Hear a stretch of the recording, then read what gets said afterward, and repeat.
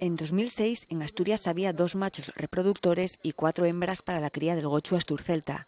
Hoy son entre 30 y 40 machos y 250 hembras en manos de 45 criadores.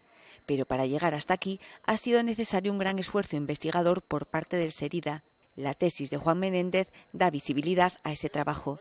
Gracias a él, hoy se sabe que en los genes del asturcelta hay tanto componentes ibéricos como celtas, aunque priman estos últimos, y se ha podido afrontar otros problemas como... Primero era acoplamientos entre hermanos o tener una herramienta que nos diera la posibilidad de conocer la paternidad.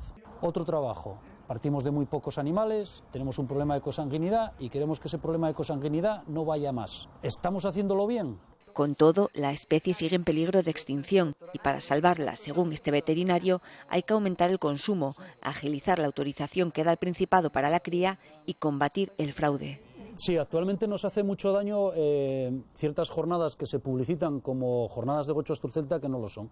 En la gran mayoría de esas jornadas, el producto que se ofrece no tiene nada que ver con la calidad del producto que verdaderamente puede ofrecer al consumidor el gochu asturcelta.